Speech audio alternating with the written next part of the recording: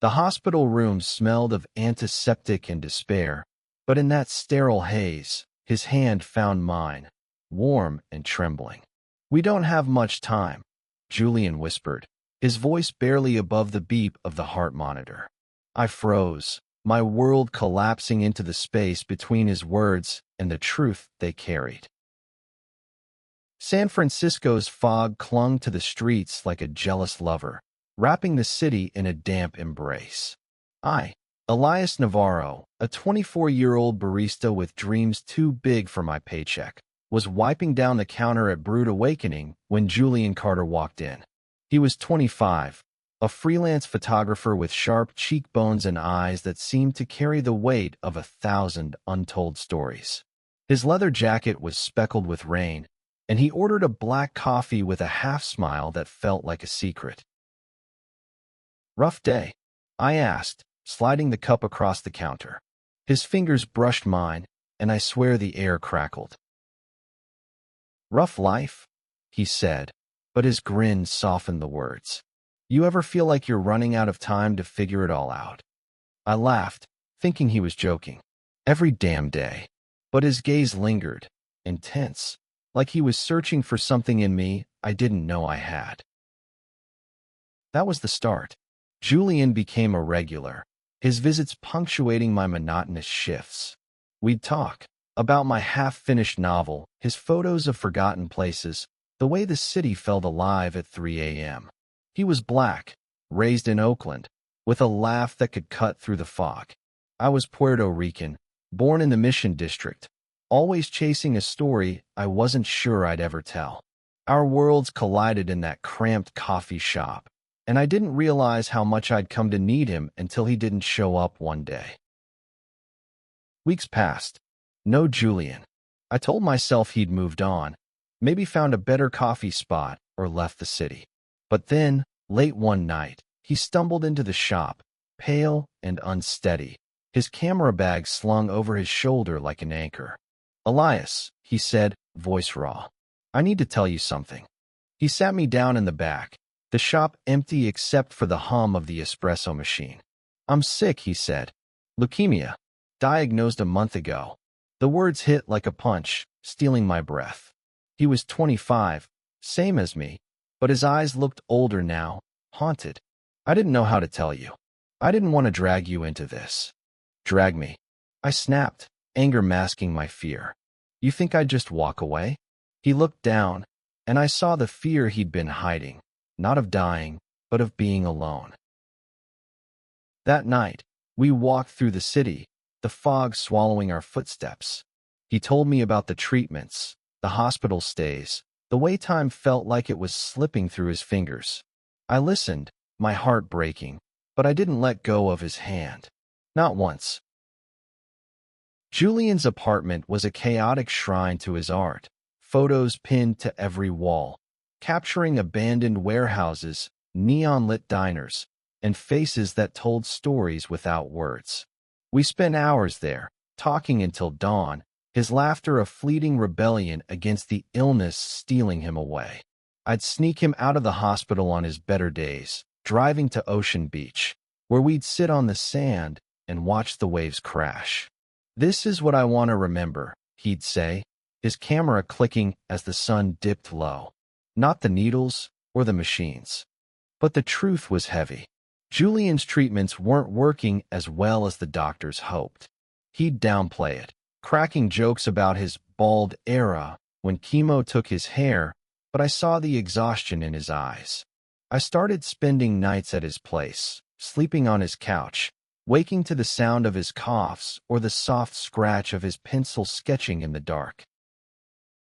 One night, he showed me a photo he'd taken of me at the coffee shop, my head bent over a notebook, oblivious to the world. "This is how I see you," he said, always chasing something bigger. I wanted to tell him he was wrong, that he was the biggest thing in my life now, but the words caught in my throat. Instead, I kissed him. It was impulsive, desperate, like I could pour all my fear and hope into that one moment. He kissed me back, his hands trembling but sure, and for a second, the world was just us, two scared kids in love. defying the clock ticking over our heads. But love doesn't stop time. Julian's health spiraled. Hospital visits became longer, his energy fading like a photograph left in the sun. I met his sister, Amara, a fierce 30-year-old lawyer who guarded him like a lioness. She eyed me warily at first, like I was just another fleeting part of his life. "He's stubborn," she warned. "He'll push you away to protect you." "I'm not going anywhere," I said, and I meant it. But the weight of it all, his illness, my fear, the way love felt like a race against death, was crushing me. I started writing again, pouring my heart into a story about two boys who found each other in a city that never slept. But I couldn't write the ending. Not yet. By spring, Julian was in and out of the hospital, so often I lost track of the days. I'd bring him books, playlists, anything to make the sterile room feel less like a prison. One day, he grabbed my hand, his grip weaker than before. "I want to see Big Sur," he said. Before you know. I didn't hesitate. We planned a road trip, sneaking past Amara's protests and the doctor's warnings. I borrowed a beat-up van from a coworker, and we drove down the coast, the Pacific stretching endless beside us. Julian leaned against the window, his camera in his lap, capturing the cliffs and the sky. "This is what freedom feels like," he said, his voice soft but alive. At Big Sur, we stood on a cliff, the wind tearing at our clothes. He turned to me, his eyes bright despite the shadows under them. "I love you, Elias," he said. I didn't think I'd get to say that to anyone. My chest ached, and I pulled him close, the words spilling out before I could stop them. "I love you too, and I'm not ready to lose you." We stayed there for hours, talking about everything and nothing, our dreams, our fears, the life we might have had if time wasn't so cruel. He told me about his childhood, about losing his mom young, about how photography made him feel immortal. I told him about my novel, how it was really about us now, about fighting for every moment. But the trip took more out of him than I realized. Back in San Francisco, he collapsed during a hospital visit. The doctors threw around terms like relapse and palliative care, and I felt the ground slip out from under me. Amara found me in the waiting room, my face buried in my hands. "He's asking for you," she said, her voice softer now. "He needs you to be strong." I wasn't strong. I was terrified, but I went to him, climbing into the hospital bed despite the nurse's glares. He was pale, his breathing shallow, but he smiled when he saw me. "Write our story, Elias," he whispered. "Make it mean something."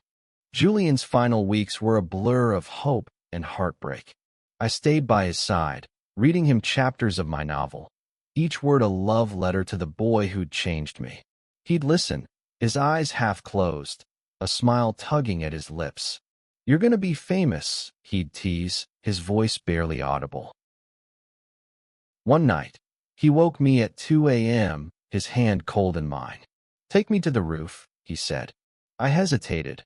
Hospital rules, his fragile state. But his eyes burned with a fire I couldn't say no to. I wheeled him up, the city sprawling below us, a constellation of lights against the dark.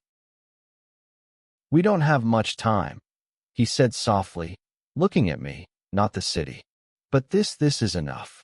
I broke then, tears falling as I held him, the weight of love and loss crashing over me. In that moment, I understood what love really meant.